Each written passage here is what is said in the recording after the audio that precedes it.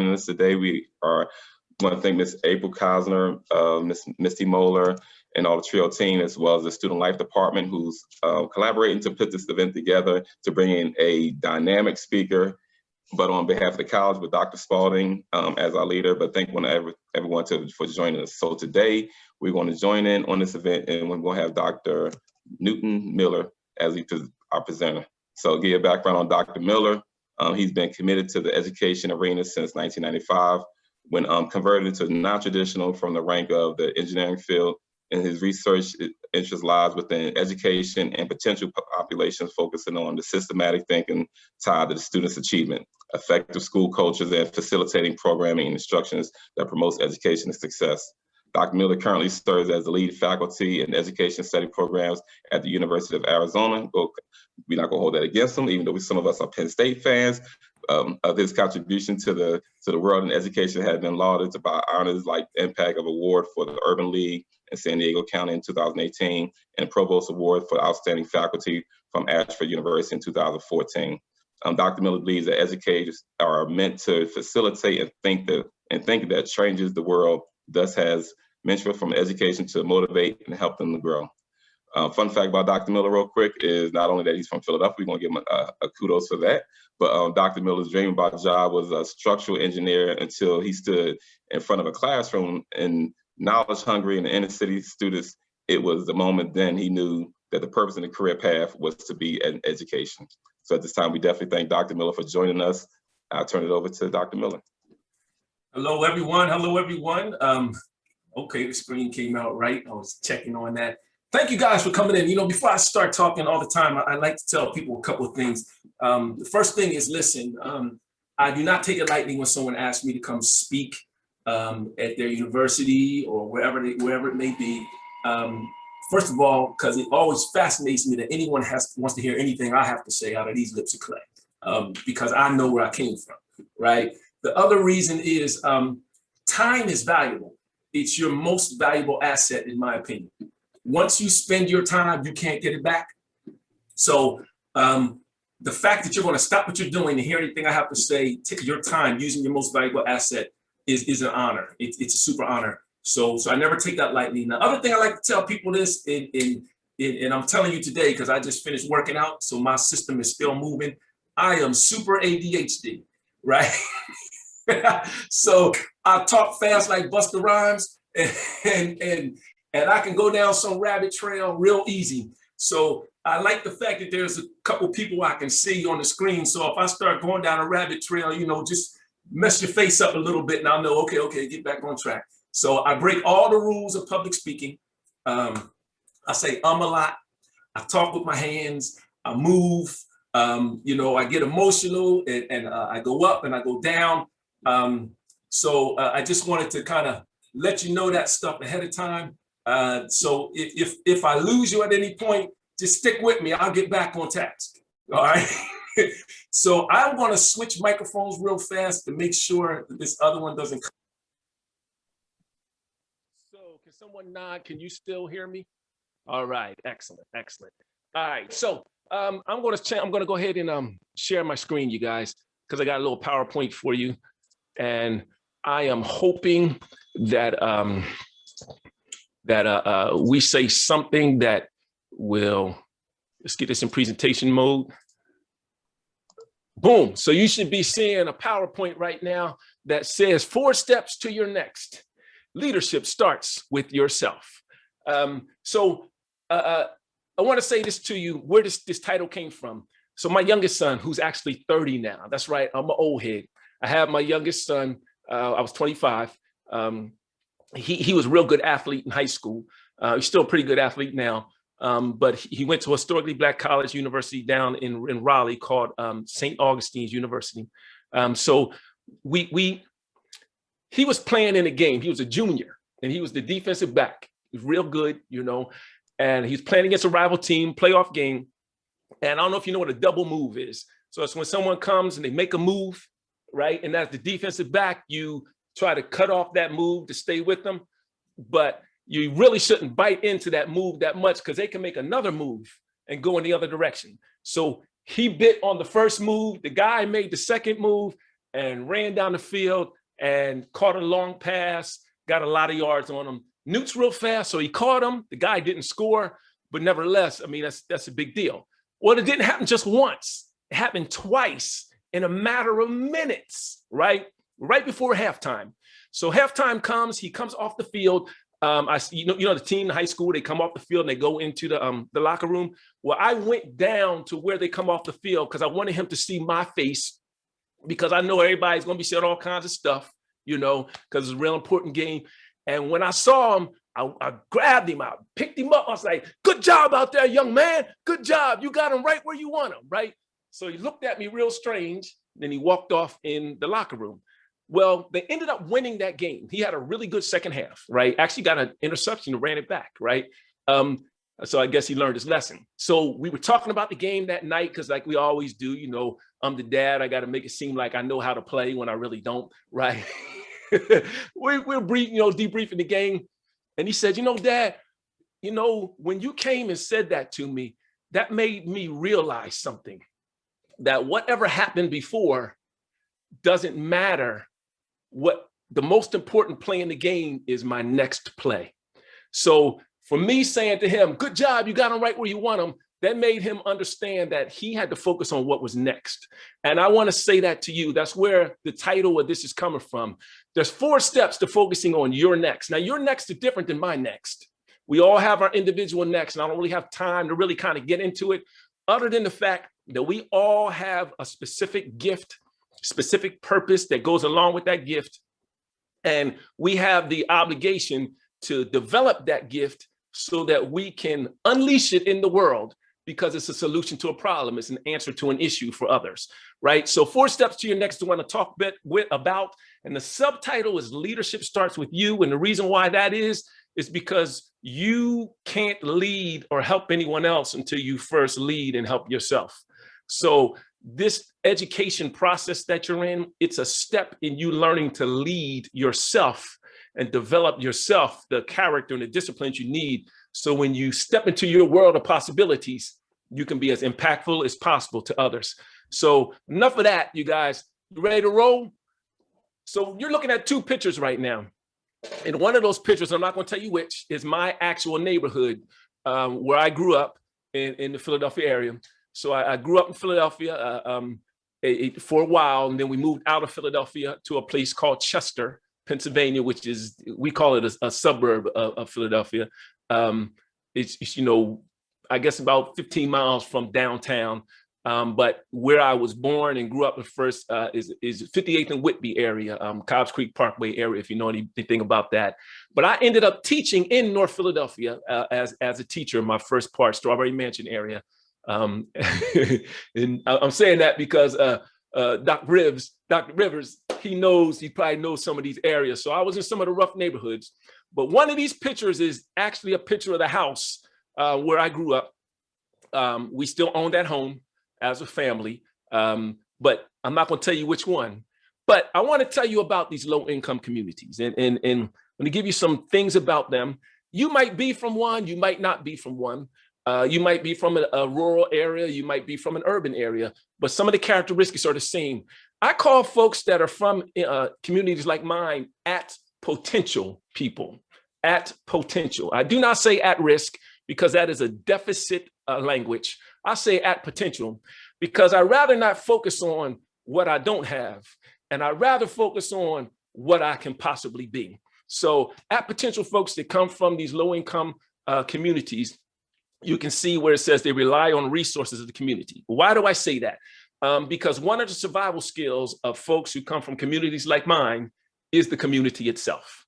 We use the resources in the community to survive and to make it. So for instance, I know on our street, everybody didn't have a washing machine or a dryer. Everyone didn't have a car.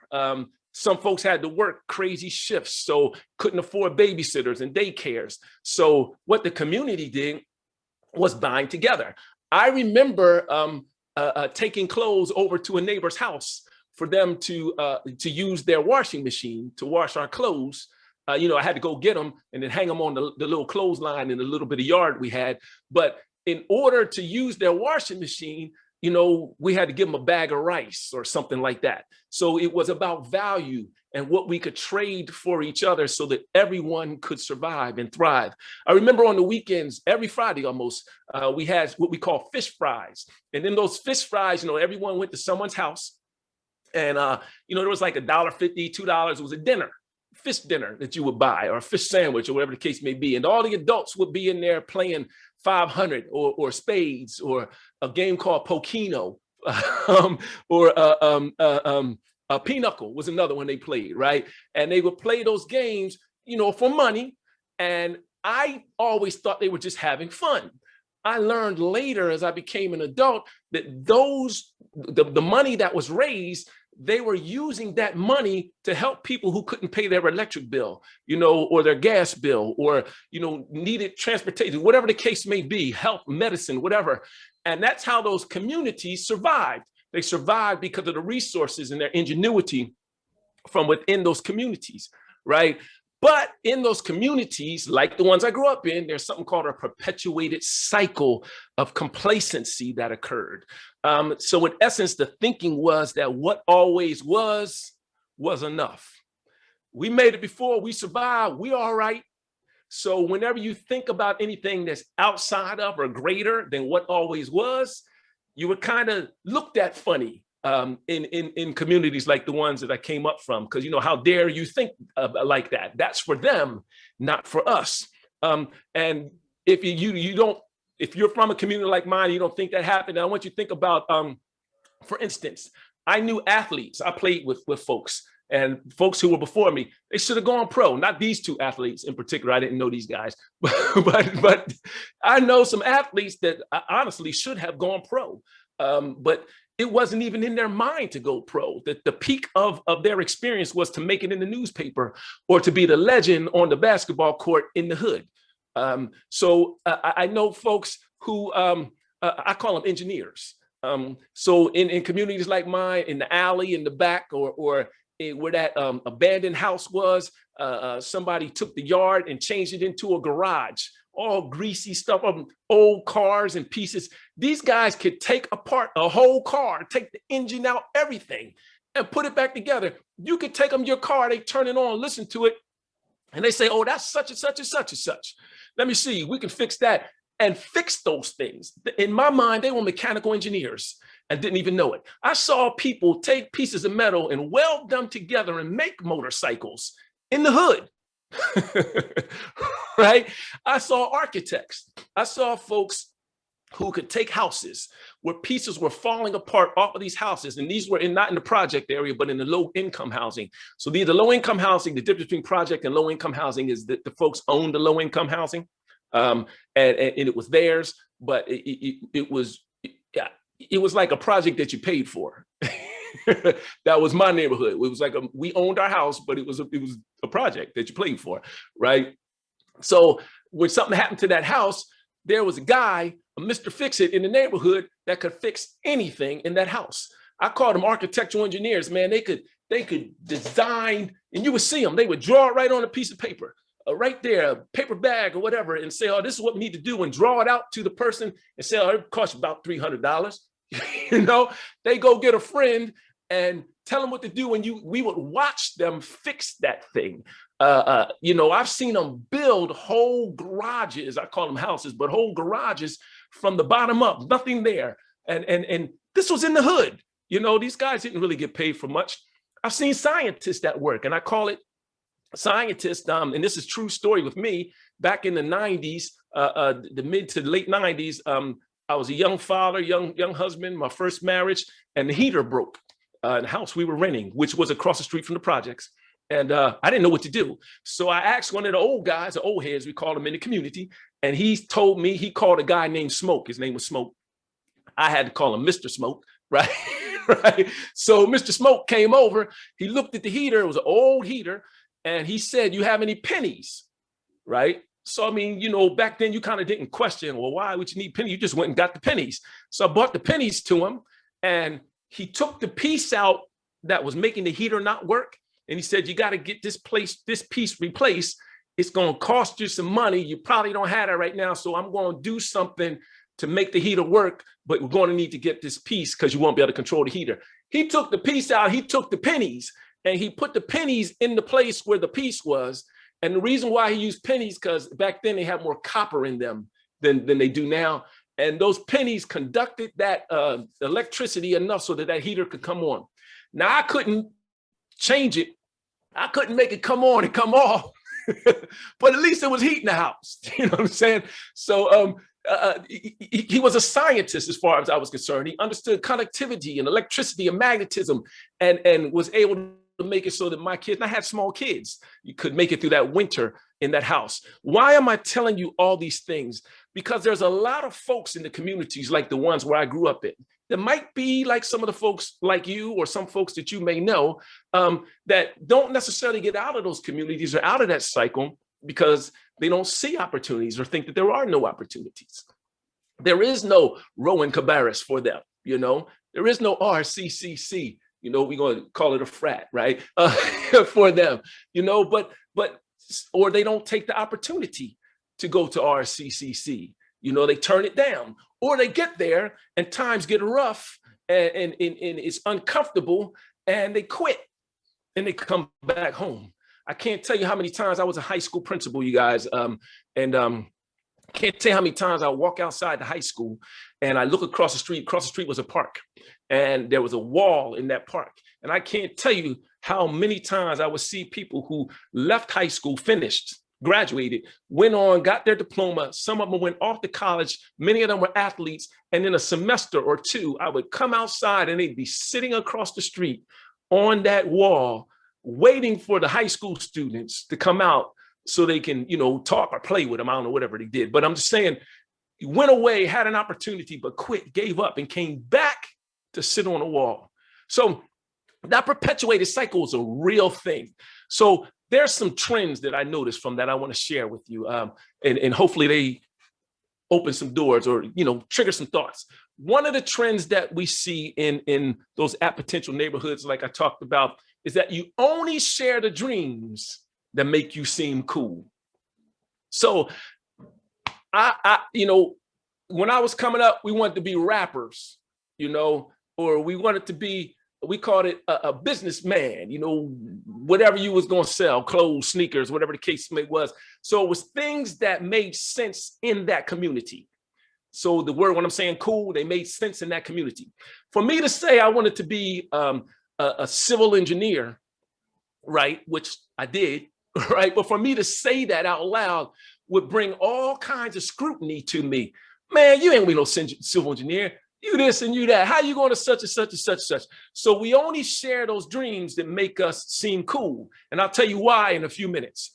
The second trend is that we emphasize the opposition and the roadblocks and the things that tend to can stop us, rather than emphasizing the doorway and the opportunity and the possibility. You know, I don't have enough money. I don't like school. I come from here. That's for white folks. That's for black folks. Whatever the case may be, whatever opposition, whatever roadblock there is, we tend to emphasize those things. And there's a reason for that. And I'm gonna tell you in a few minutes. The other trend is we celebrate starting, but we don't emphasize or celebrate finishing as much. The reason why is you're stuck in the hood. Nobody has any money. Hope in you know, those kind of things are hot, or commodities, things you got to hold on to, because there's a lot of just stuff happening, a lot of drama, right? So when someone starts something that you know has the potential to change their quality of living, we celebrate that. Oh yeah, that's right, he's in school. She's going to do this. She's going to do that. But what we don't do is stick to that person and encourage them and change our language so that we can make sure the person finishes. You know, so we emphasize the start and not the finish because we've been trained to see people start and keep coming back. It's almost as if what always was is enough. And the fourth trend is there are predictable patterns of behaviors and things like that in the neighborhood, such that there's never a new thing happening. I can predict for generations. Like I told you, I was a principal in the school. So now some of the students I had early on, they have children who are in middle school and things of that sort. And some of the same behaviors, the same thinking is happening. And I knew the children I taught, I dealt with their parents. So I heard that thinking and, and those patterns. So we kind of passed them down and perpetuated them. Now, each generation, it was doing something different, but it was the same thinking, the same foundation, the same predictable behavior. So even the new thing was an old thing. So those are some of the trends that I found. So I know you say, okay, what's this have to do with leadership and me today? Well, the proof in what I said is in my story. So I'm going to tell you just a little bit about me, and I'm going to tell you flat out, don't judge me. And if you do, I don't care. Right? So, and that's how we have to be. Seriously, you got to be that way. So what? If they judge you, that's the thing that you need. You need that judgment, because that's fuel to keep you pushing it forward. So, like I said, I showed you the street I grew up on, but I consider myself privileged poor, right? Because I had mom and dad in the household, and that was something that wasn't always the case, and my dad grew up in 1926 in Durham, North Carolina. So he lived through the Jim Crow laws. He lived through the Willie Lynch mentality. He went to segregated schools. He fought in the segregated Navy. I still can't wrap my head around that, right? But he fought in the segregated Navy. This man went on, and I don't have time to tell you the story, but I'll just tell you this. There was a white foreman. And the reason I say white foreman, because that's the way my dad always described him. He probably told me the story 20 times. And he always says that white foreman challenged him that if he wants to be the person in charge and not the person doing all the work, that he's got to get an education. That stuck in my dad's mind from the time he was 16, 17, up until he got his degree. Now, he was 40 years old when I was born. My dad was 40 years old when I was born. I remember him getting his degree, and then his next degree, and then his next degree. So it took him that long for that thing to come fruition in his life. But every time he got a degree, something changed in our lives. We either moved somewhere else. We saw we saw an impact on our quality of living. I mean, it was like almost immediately. So I grew up privileged in the fact that I had mom and dad. I had a strong Black male as a role model. My dad wasn't perfect, but he was a strong Black male, and he had friends, and he had positive friends. So I had a network of strong Black men around me, and I didn't even have a choice. You know what I'm saying? Everywhere I went, that's where they were, and they were pulling me up. I know you just didn't say that cuss word, did you? Whatever the case may be. I had people around me, so I feel like I was privileged in that way. I feel like I had a very strong family network that kind of pushed me to do some things in that direction. So along the way, I got a scholarship. I was good at math and science. And my dad, at this time, we moved to another place where the high school was more white folks, right? So it was a small Black community surrounded by a larger white community. And we went to this high school, and there was a scholarship to a historically Black college and university, Lincoln University, partnered with NASA because they were trying to get more Blacks into the STEM fields, science fields at that time. And they're doing it again now. So that cycle's happening again. Well, I was the only one in the school that had enough the higher level math, algebra 2, trigonometry, things of that sort, physics, to be able to take the scholarship. So I took the scholarship, and I didn't know what the scholarship was. I went home and told my dad, but the guidance counselor that gave me the scholarship, right, she said to me, I don't think that you'll make it, but we have to give it to someone, or that school won't offer it to us next year for somebody who might be able to make it. So I went home and told my dad that, because, I knew how to rile him up. So he came to the school, gave the guidance counselor some choice words. In fact, the police were called. It got ugly. The superintendent of the school was a really good man. He came in and kind of cooled the situation down, because my dad was hot. Again, I told you he grew up in 1926. He born in 1926. So that whole Jim Crow, that whole thing was a gigantic flashback in his mind. I didn't understand the can of worms I was opening up. Another story for another time.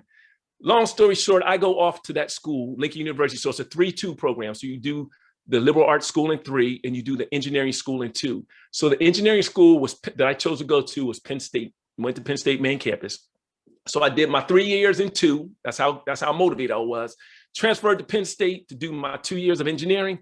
Got through like maybe 3/4 of that first year, and I realized all this space and opportunity for me to do what the things that my hood mentality stepped in. Let me just say it like that. So I forgot I was at school to go to school, and I started partying hard. I mean hard, right? So much so that I dropped below the GPA that I needed to keep that scholarship, and I lost my scholarship. No, let me not say it like that. I gave my scholarship back, because it wasn't like I couldn't do the work. I could. I chose not to. I chose to have fun, and I had a lot of fun. Right. So when I lost that scholarship, I gave that scholarship back. I didn't know anything about financial aid or anything like that, because I never had to use it. And I was afraid to ask my dad and my mom, who worked at Cheney University, so they understood all those things. So I joined the Marine Corps. I ain't tell anybody. Now, they didn't have child abuse laws back then. So I was not going to tell my dad that I did that. I joined the Marine Corps. I went in the Marines, and the Marines, of course, they do your background and everything, and they knew I had some college. I ended up getting stationed at Naval Sea Systems Command as an engineer. So I didn't have an engineering degree yet. I was taking some more courses while I was in the Marines, but I was at Naval Sea Systems Command working on teams of engineers as a civil engineer or a structural engineer with steel structures. I actually worked on the destroyers, the cruisers, and the frigates. I actually designed a mast for one of those destroyers, DD-51 class destroyers, and they actually accepted my design. I wasn't even an engineer. I was just, So long story short, I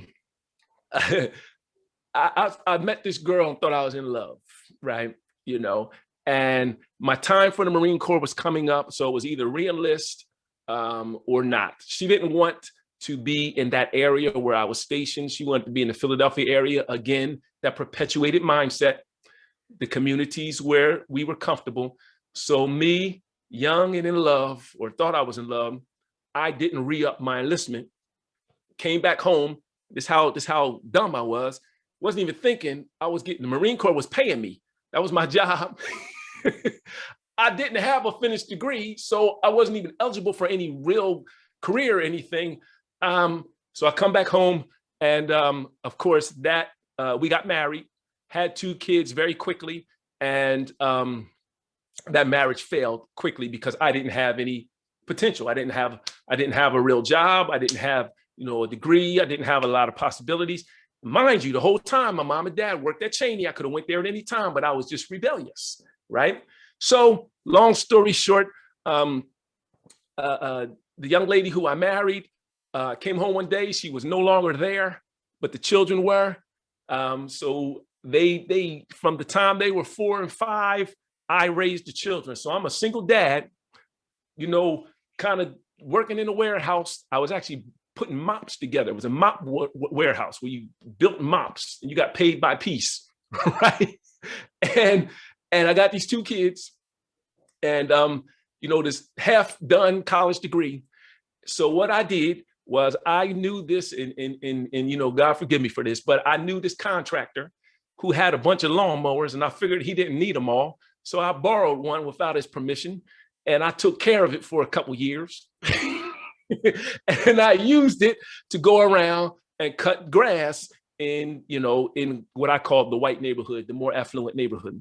So I was cutting grass one day and used that money to make ends meet. And I was in this yard with this young lady who was doing some math.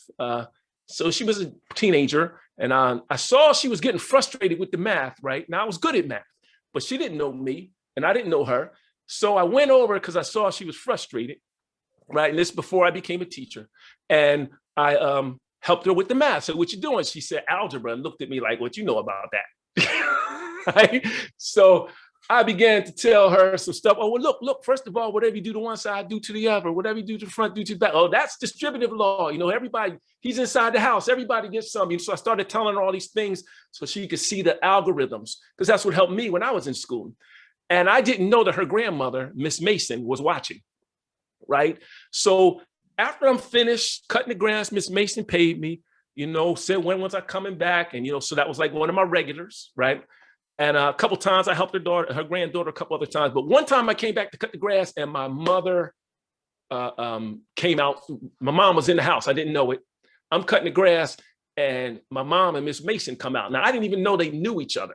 Found out later that Miss Mason came to the hood, did some recon on me, found out who I was, who my parents were, and went to their house and said, your son is living beneath his privilege, right? And so my mom and Miss Mason did an intervention on me.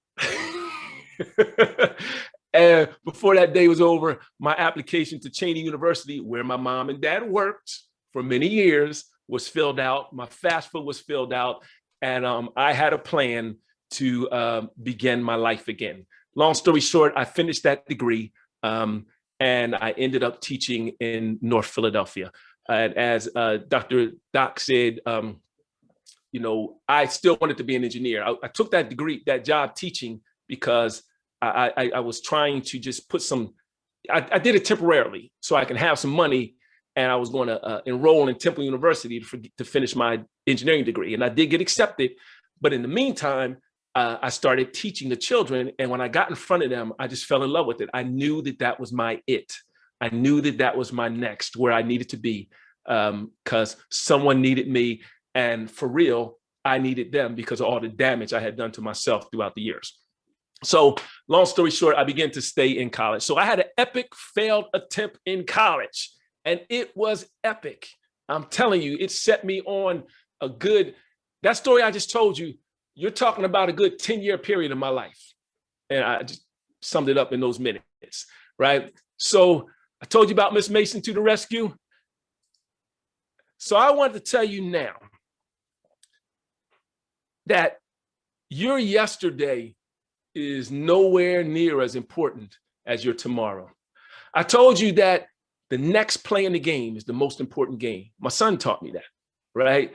So I have a challenge for you. So there is, let me put this in the chat. I'm going to give you a link to a Google Doc. I think it is in there now. So here's my challenge for you. I'm giving you something called the 4 steps to your next worksheet. 4 steps to your next worksheet. So I'm going to send this PowerPoint to you also, Ms. Costner. And that is a hot link, so they can link on there. My email is there as well. So Ms. Meidel, who's not on here right now, we work with her in Doc Rivers, right, to put a challenge up for you, the students that are listening to me right now. Now, you have an 8-hour window to accomplish this challenge. So either you're going to invest in yourself or not, right? So I'm going to show you this worksheet, but I want you to email me a well-rounded and thought out complete worksheet that I'm going to show you that talks about the 4 steps to help you get to your next. My email address is right there, nmiller@Dr. Newt, the number 2, because I'm the second. And I told you my dad went on to get his PhD. I got mine, and my son wants to get his. So hopefully there'll be a Dr. Newt 3 one day.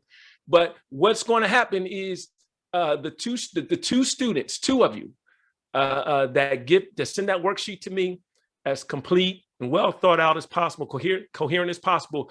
I'm going to give those names to Doc Rivers and to Miss Meidel, and they're going to work with you to get you a $100 gift card.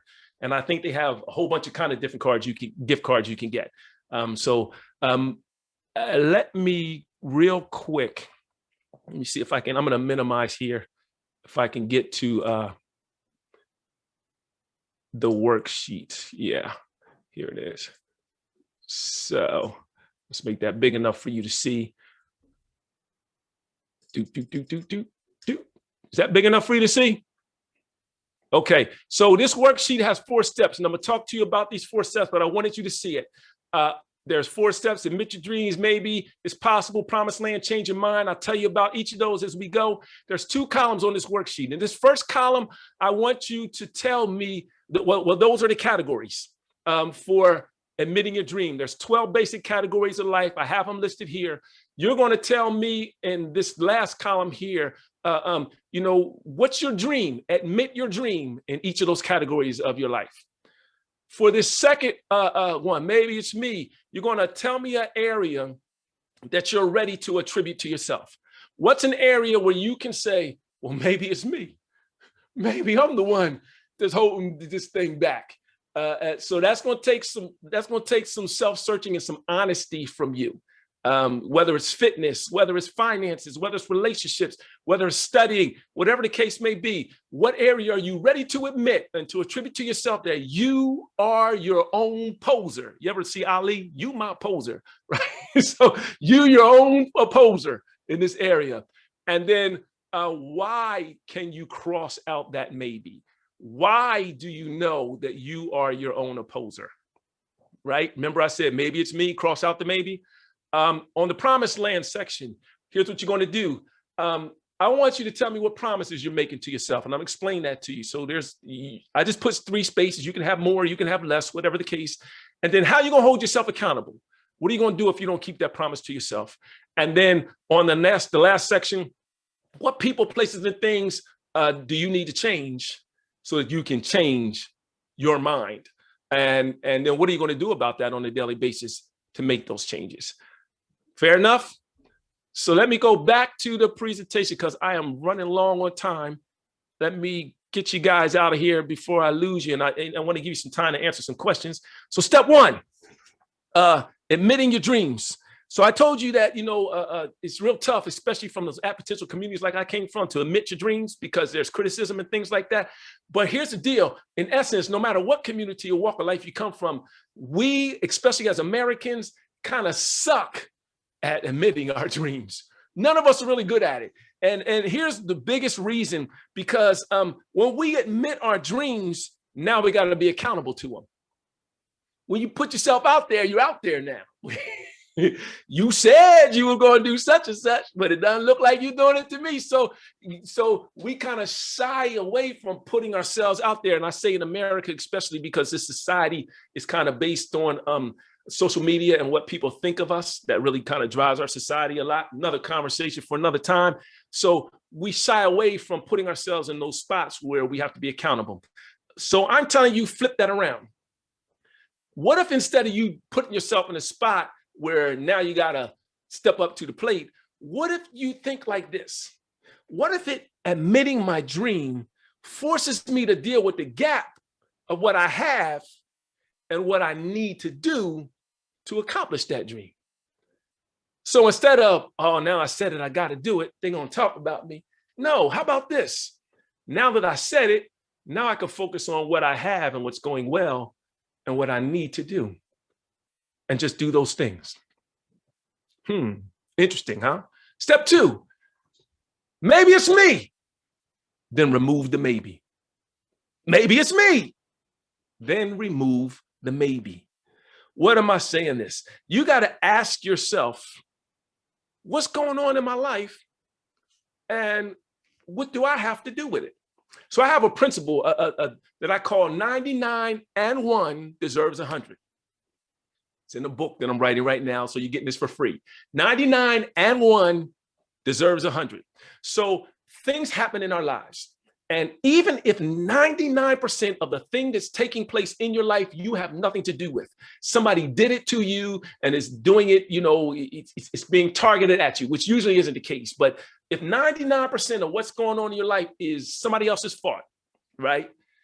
Find 1% that you can either control or that you can attribute to yourself.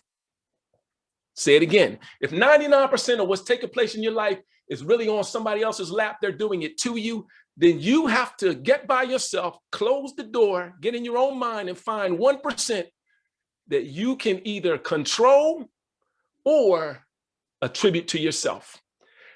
And that 1% deserves 100% of your attention. That's where your focus goes. Your focus does not go on that 99% at all because it is not in your hands. Doesn't make sense for me to try to focus on something I don't control. That's like stupid. I mean, sorry to use the colloquial language, but I mean, I'm code shift on you. It's just not smart. If I can control 1%, I'm going to focus on that 1%. I'm going to give 100% of my attention on that 1%, and that 1% is going to turn to 2. And that 2 is going to turn to 4. And then 8, 16, 32, 64, 128, 256, 512, 1,024. It's going to expand exponentially. Before you know it, people will be coming to me saying, how do I do such and such? So find out, I mean, get honest with yourself. Maybe it's me. And then you got to do something to remove the maybe. Why do I say that? Because your fingerprint is on everything that you do in your life. But your fingerprint is also on everything that you don't do in your life. Your fingerprint is on your accomplishments and it's on your lack of accomplishments. So you have to decide whether your fingerprint is going to be viewed as accomplishment or lack thereof. You got to decide that for yourself. And the moment that you settle in that you have nothing to do with what's happening in your life or the gaps in your life or any of the mess that's taking place, the moment that you decide that you have nothing to do with it, that's the very moment that you have just conceded and given the power away to do anything about what's happening in your life. So you got to remove the maybe. Step 2. Step 3, the promised land, baby. Love it. You got to set the promised land. You got to say where you're going to go. Back in 10th grade, when I was introduced to a program called PRIME, Philadelphia Regional Introduction of Minorities to Engineering, a guy named, why did his name just leave me? See, and I talk about him all the time. Big old afro, coolest dude I knew. He was a Kappa, right? He ran the program, Webb, Mr. Webb, right? He came and found us at our schools and recruited us for this program. I'm now in my neighborhood on the basketball court talking about I want to be an engineer. I didn't even really know what an engineer was, and no one in my neighborhood definitely knew what an engineer was, but I'm talking about my promised land. And guess what? I got to do it, right? So my point is this: if you don't say where you're going to go, then you won't know that you got there when you do.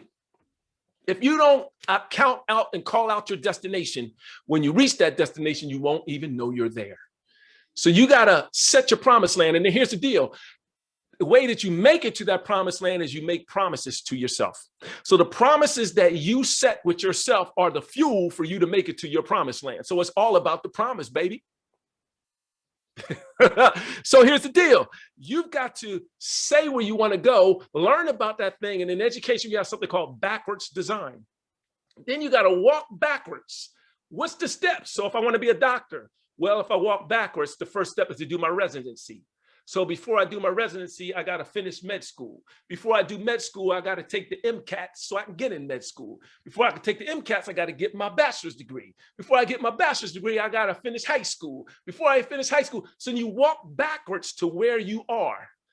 Each one of those is a promise you make to yourself. Once you have your path from where you are to where you need to go, you just start moving forward and keeping the promise to yourself. So let me say something about keeping promises to ourselves. So I just gave a real big one, becoming a doctor.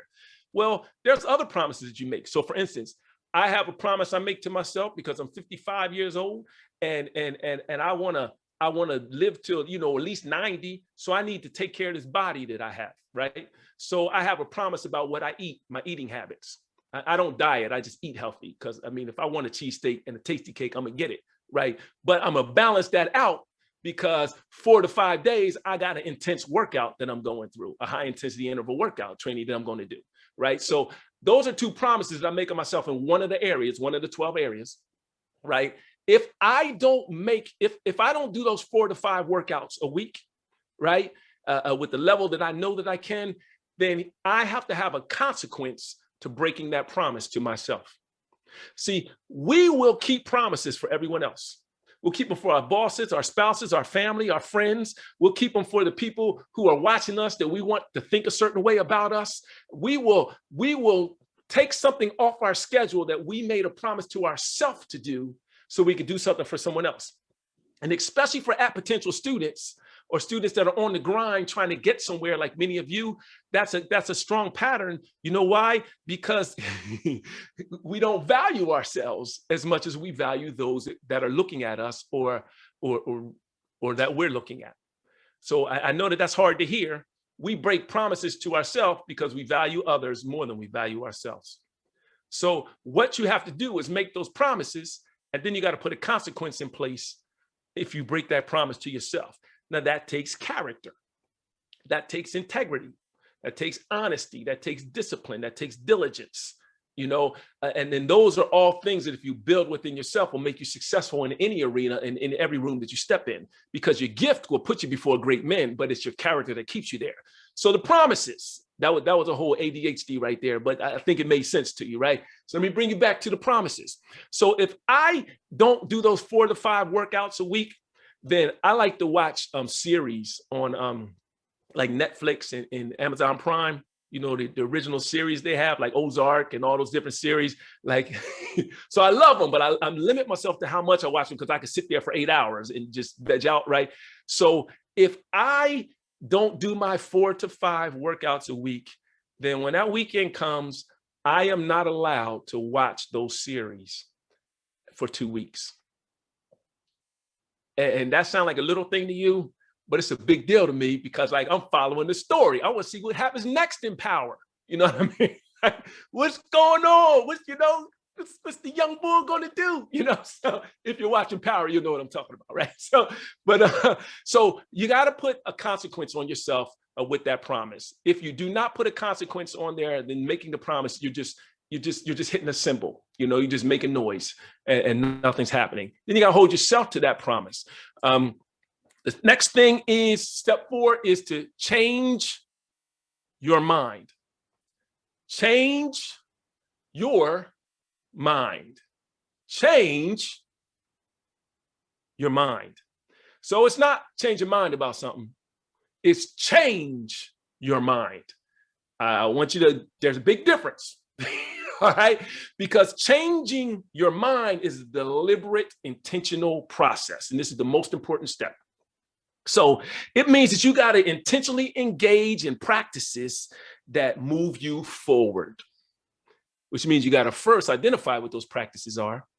And if you intentionally engage in practices that are moving you forward towards your promise, that means that you're intentionally disengaging in practices that are not moving you forward or that are keeping you comfortable. And that disengagement will include people, places, and things. And those people, places, and things are going to be people, places, and things that have been familiar with you and you've been comfortable with all your life. So that could mean family. That could mean best friends, boyfriends, girlfriends, homeboys, homegirls you grew up with. That could mean time at the basketball court or that club or wherever it is that you go. It could mean the things you do. You have to change them intentionally for 30 days or more in a row, right? To begin to start a new habit.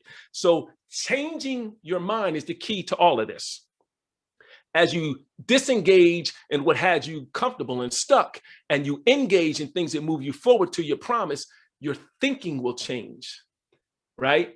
And this is where you'll get the criticism. This is where you'll get the pushback. This is where people will say, you think you're better. And this is where you have to say to yourself, I don't think I'm better, but I want better. This is where you have to keep the promise to yourself and ask yourself, am I worth it? Because I think you are. So those are the 4 steps to change, you guys. So as I get out of here, I want to tell you a real quick story. If I have time to tell you about it, if I don't have time, okay, I have time. Thank you. To tell you about the chicken and the eagle. You ready? So there was this, and this is pre-COVID-19. This is a pre-COVID-19 story, right? So there was this eagle, right? He saw the opportunity to teach other birds how to be an eagle. So the eagles fly real high. They have a real sharp beak, real keen eyes. They're one of the greatest birds of prey. They fly above other birds and are able to swoop down. Their lungs are are fashioned so that they don't even need as much oxygen. They can get in the actual jet stream like an airplane and just open their wings and fly for 100 miles without flapping their wings. Eagles are amazing birds, right? And everyone knows that. So this eagle said, hey, I have this gift, this inherent gift. I'm gonna start a school and teach other birds to be an eagle. So he put billboards up and he sent out stuff out on Instagram and on Twitter. And he did one of those ads that pop up on your Facebook. Come to Eagle School. In 6 short weeks, I'll teach you to be an eagle, all for the low price of $29.95. Right? So he gets his school all filled up with birds that want to come. But there was this group of chickens. They were all from the Miller farm, right? And it was 8 of them. And they said, hey, let's go to that school, you guys. Let's go to the Eagle School. So 8 of those chickens, they signed up for the Eagle School, and every day faithfully, they were there. In fact, they were there early, because to be early is to be on time. To be on time is to be late, and to be late is unacceptable. So they got there early every day, right? For those 6 weeks, they did all the exercises. They did the classwork. They did the exercises, the physical exercises. While they were in that school, check it out. Physics says that chickens can't fly. But while they were in that school, those chickens were flying. They were with that eagle. That eagle was showing them what to do. They were living off of the confidence that the eagle had in them, and they were flying. I'm saying that to my educators right now. The confidence that the eagle had in those chickens made those chickens fly, right? When everyone else said that they couldn't. So they're in there and they're flying, and they come to the end of the program. 6 weeks are over, and they're in rank and file, standing at attention. And the general eagle is standing up front, and he comes in front of each eagle, and he pins on their shoulders. You are now a graduate of the Eagle School. Go be an eagle, right? Dismiss. They all leave, right? Time goes, they got their stuff packed up. They're ready to leave the Eagle School, and it's time to go back to the Miller farm where they live. They walk outside the gate of the Eagle School, and guess what they do? They walk home. They don't fly. They walk home. Why am I telling you this story? Because you're in Eagle School right now. You're in Eagle School, and every one of your professors, every person in that school that you come in contact with, whether you like them, whether you don't like them, whether they like you or don't like you, they are all the general eagle. They all have something that you don't have been somewhere that you haven't been, have gone places that you're going to go and go beyond. And it is your responsibility to not just learn to fly while you're in Eagle School, but when the school's over and the gates close and you walk outside the gates, it is your responsibility to apply what you've learned so you can fly home and not walk. So what are you going to be? A chicken or an eagle? That's strictly up to you. Hey, you guys, I'm Dr. Newt, they call me. This is my information right here. I hope you grab some more so you could take with you to educate yourself, motivate yourself, and help yourself grow. And I like to say this to my friends: listen, make it a great day or not, because that choice is always yours. Please contact me at any time for anything at all. Don't forget the challenge. You got 8 hours to do it. I think I put the link to the Google Doc in there. I don't know how much time you have, but if there are any students that have any questions, you guys, I'm game for the questions.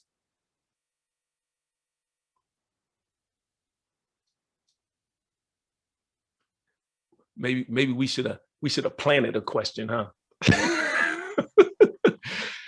Questions, comments, anything from anyone. I still have my information up there on purpose for you as the students. I know sometimes folks like me, we get talking long and you're like, blah, blah, but hopefully there's one thing I can help you with. I don't care what it is, but is there anything on your mind at all? If not, I'm going to stop share and I'm going to ask one or two of you a question. I'm going to put you on the spot. So. Yeah, I got a question. Okay, I'm listening. Can y'all hear me? Yeah. All right. What kept you motivated through everything? I mean, just with everything you've gone through in life, what kept you going? So I get that question a lot, and I really don't think it had much to do with me. At first, it was what was planted in me as a youngster. So I was around people who taught hope. I was around people who continued to say, you can be, You can do. This is available. It's not going to be easy. It's going to be hard, or whatever the case may be. So that seed, if you will, and I wrote a book, by the way. It's called Why Some Seeds Don't Grow. And that's my other book. That's a book on marriage. My wife and I wrote. But that seed that was planted in me took root. And even when I deliberately, it was me, my life went haywire because of me. I'm the one. I like everything that happened to me, I did it. It's just, I flat out was it. Everything that happened, I did it. Every struggle, every time I got in trouble, everything, I did it. I really did. So even when those things happened and I had to deal with my own psyche, how I felt about myself because of things, the position I put myself in, even when that was going on, that seed, that hope that, you know what, I can be, there is something different, there is something better, was still alive in me.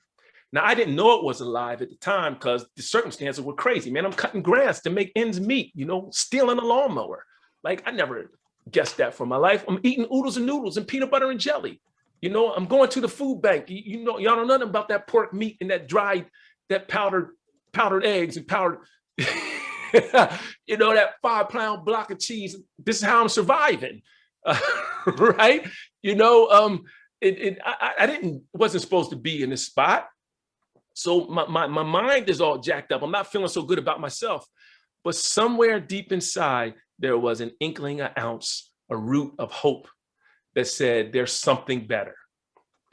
At some point, and this is the answer to your question, at some point I had to decide, was I worth that better or not? It's just a simple, it was one decision. Am I worth that way? Or am I going to, what always was, will always be?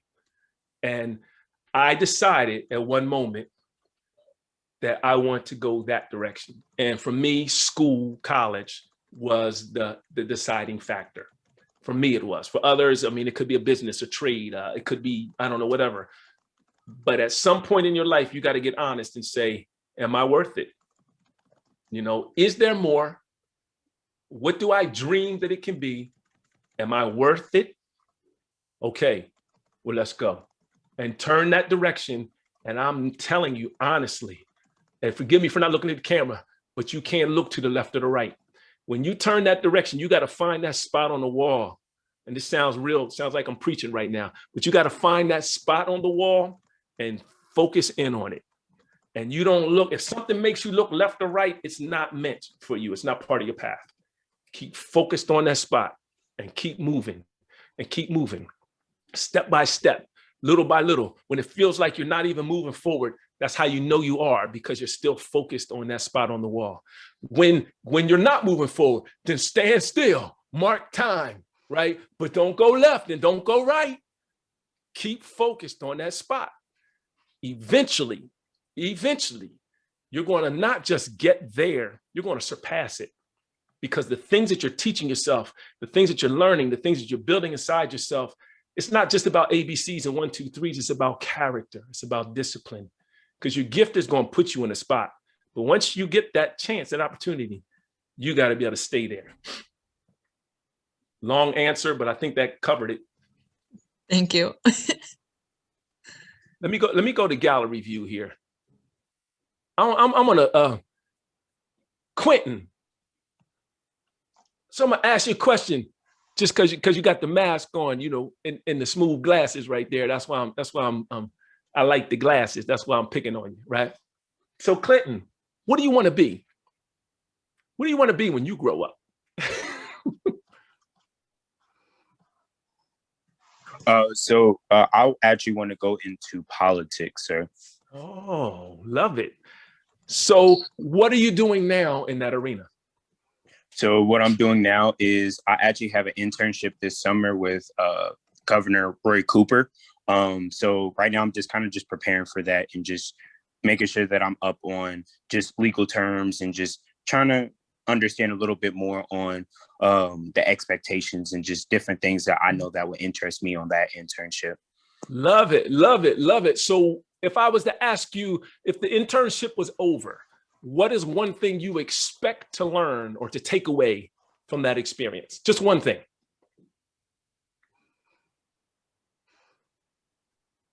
Oh, I think we lost. Oh no, no, sir. No, sir. I was thinking about it. I would say how to get more people from urban environments more involved into politics and not be afraid to ask more questions about anything that has to do with the political arena.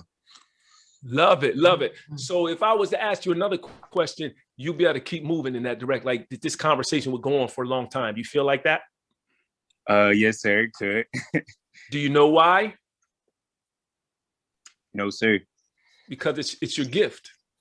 It's your area of strength, which means now you have a responsibility to develop that gift. Why? Because something you just mentioned, how to get others more involved. So your gift, your area of strength that you're in school sacrificing to put yourself in play, it's really not even about you.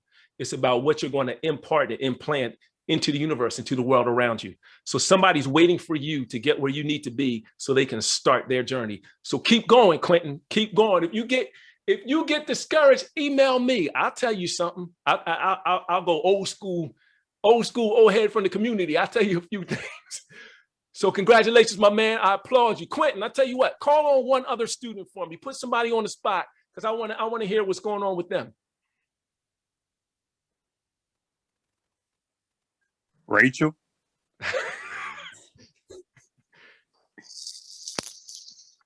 Yeah. Oh, beautiful baby. Thank you. This is my nephew. What's going on, nephew?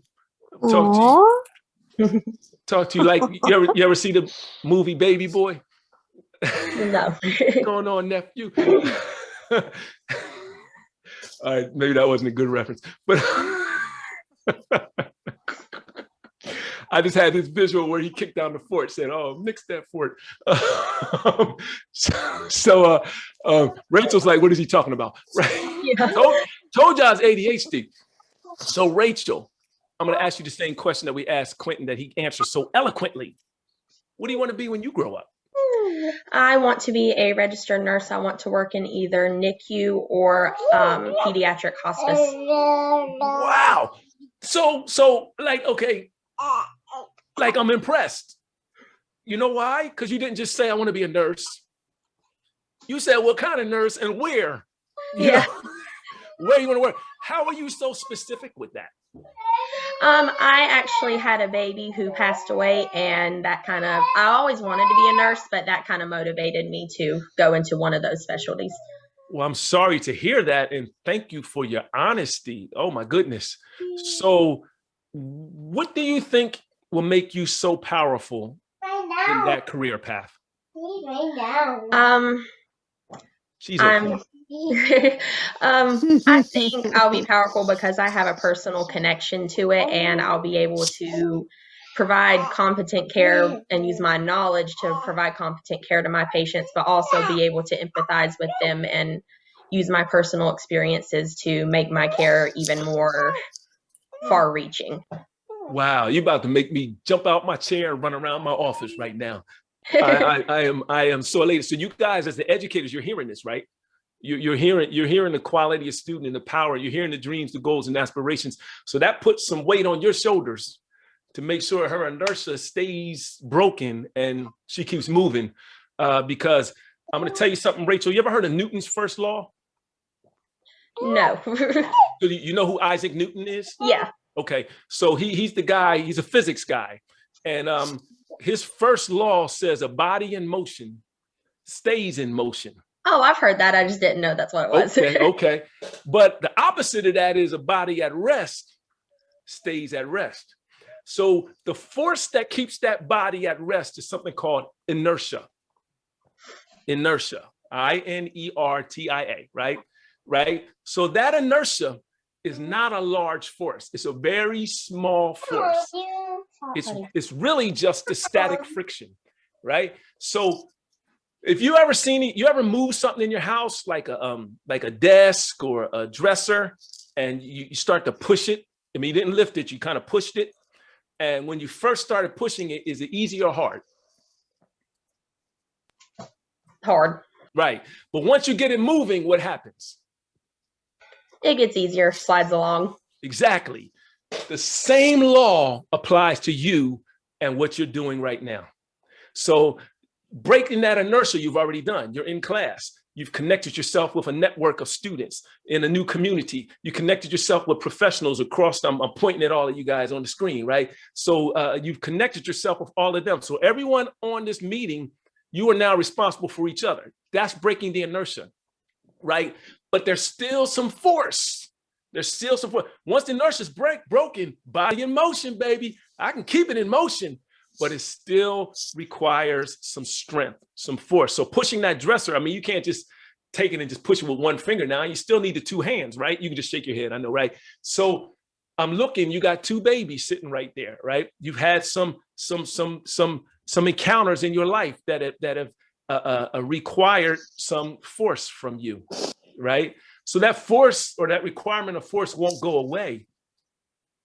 But if you keep it moving, I'm getting closer to the screen, can you tell? You keep it moving, Eventually, what's going to happen is that dresser will be moved across the room. So eventually what's going to happen, you'll be that NICU nurse. You'll be that NICU head nurse. You might even go on to whatever university and teach and train NICU head nurses. I don't know. There might be some business or company you can start that you might develop a product. I don't know. But my point to you is stay in motion. Stay in motion. Even when it gets tough, even when it gets hard, old mother said to me, listen, son, storm clouds came to pass. They didn't come to stay. They came to pass. So when the storms in your life come, because they're going to come, stay in motion because the clouds came to pass and the sun's coming again. So thank you for sharing that with us, Rachel. I greatly appreciate that. Hey, you guys, I could talk to all of you all day. We've got to go. I am over my time. Is there anything else, Miss Barbara or Miss Yancey, Miss Bauer, anything else you need from me? I have a question. Yes, ma'am.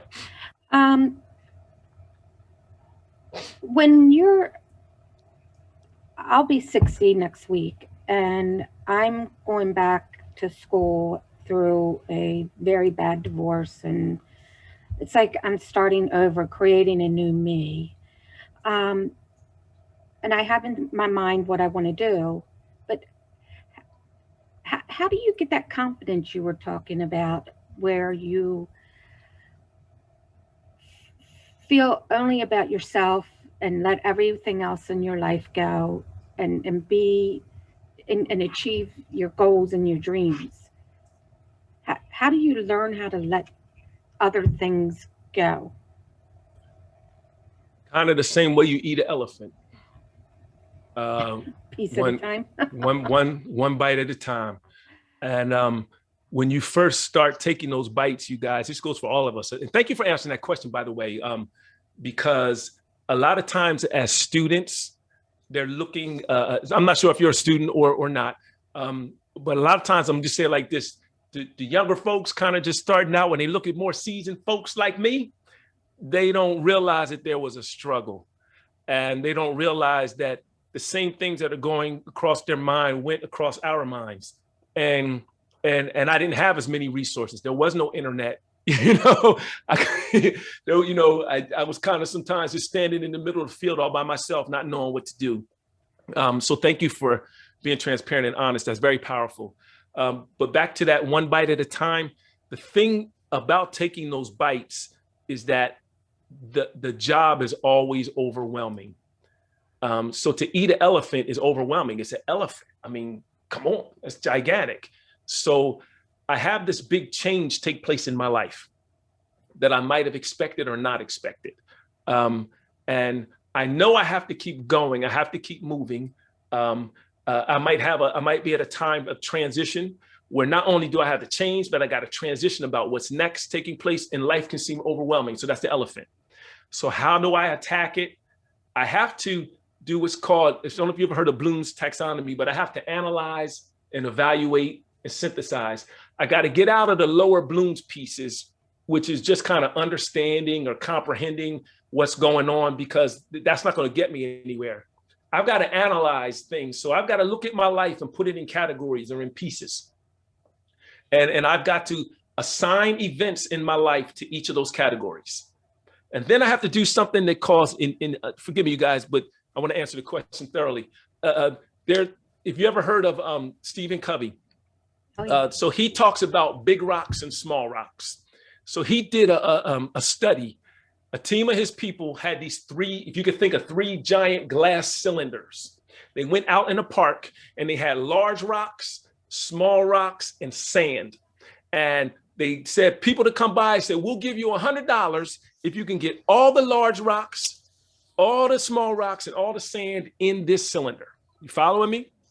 So people tried and most people failed. So the people that succeeded, here's how they succeeded. They put the large rocks in first. Then they took the smaller rocks and they dropped those smaller rocks in the cylinders, but they didn't just drop them in, they dropped them in intentionally so that they fell in the gaps between the larger rocks. They dropped the smaller rocks in the cylinder intentionally so that they fell in between the larger rocks, right? And then they took the sand and they just poured that sand in over top, shook the cylinder, and everything fit nicely. What does that have to do with your question? When life changes like it changes on us, when storms come and shifts happen, shift, S-H-I-F-T, happen, right? We have to analyze our lives and say, what's the big rocks, what's the medium-sized rocks, and what's the sand? And for folks that are 50 and over like me, that's tough to do because we've gotten used to patterns and processes. There's some pride involved, there's pain, there's hurt, there's finances, there's all kinds of things tied into our lives. So everything seems like a big rock. So we have to learn to really identify the big rocks from the small rocks. Which rocks, if I don't handle, other things are going to collapse. That's the big rocks in your life. The medium rocks, they're important, but really, they're really just holding their own. If I move that medium rock, nothing else is going to fall, or minimum things are going to fall. And the sand, that's really just activities and things that I have to do along the way. So my suggestion is identify the big rocks, right? Identify the medium rocks in the sand, and then begin to evaluate how you handle them. How do I place them in this? What's the strategic way for me to start putting things in the middle? So your question was, how do I stay motivated? And I just told you a process. The process is your motivation. Now your attention is on the process and not on the fact that all this is going on in my life. Your attention is now on the finish. Like I said, at potential communities, we focus on the obstacles more than we focus on the solution.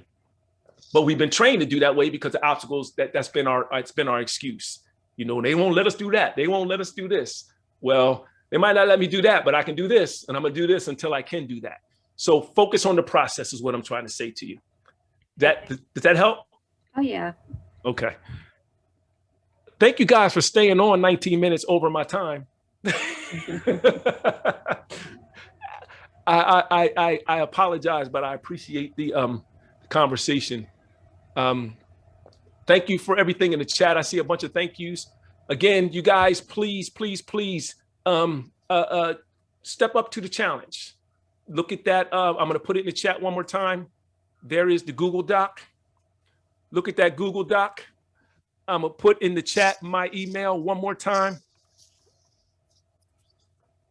Dr. Newt, the number 2.com. Please, if you're a student, not just for the $100, but to be able to kind of organize your life so you can see what's next. Please step up to that challenge. You have till 8 p.m. tonight. After that, I'll say thank you, but I won't put your name. I won't send your name to Doc Rivers and Miss Costner. All right, I'm gonna shut up. I'm done. Dr. Miller, that was fantastic.